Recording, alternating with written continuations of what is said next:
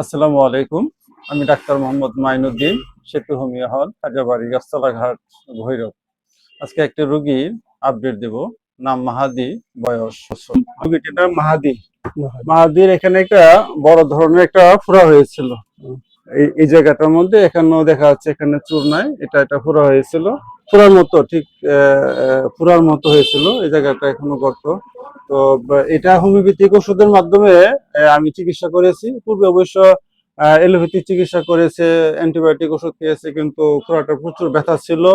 আর রোগীটির অনেক জ্বর ছিল, কান্নাকাটি করতো। কোনো অবস্থাতেই অ্যান্টিবায়োটিক কাজ করছিল না বা ব্যথার ওষুধ কাজ করে নাই। পরে এটা হোমিওপ্যাথিক চিকিৎসা আনার পরে আমি এটা হোমিওপ্যাথিক ওষুধ দিলে এই ফোড়াটা পেকে যায়। তারপরে এই হোমিওপ্যাথিক ওষুধের সাহায্যেই এটা আবার শুকাতেও সক্ষম হয়েছি।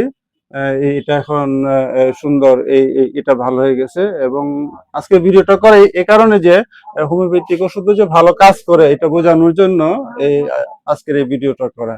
এখানে বসে আছে ওনার বাবা আলামিন, বাড়ি ভবানীপুর। ওনার মুখে শুনি কি কষ্ট ছিল মেয়েটার, এবং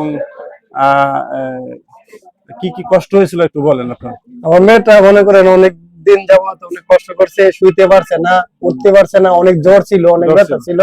ঠিক আছে, ওখানে অনেক ফুলে অনেকটা বড় হয়েছিল, অনেক কষ্ট করছে। আমার মেয়ে প্রায় 15-20 দিন অনেক কষ্ট করছে। আপনি তেলাপিতে খাওয়াইছিলেন? তেলাপিতেও খাওয়াইছি, কোনো কাজ হয় না। এখন মোটামুটি আলহামদুলিল্লাহ মিশে গেছে, ভালো হয়েছে। এবং এটা হোমিওপ্যাথিক ওষুধের মাধ্যমে এটা পেকেছে, তারপরে হোমিওপ্যাথিক ওষুধের মাধ্যমে এটা শুকাইছে।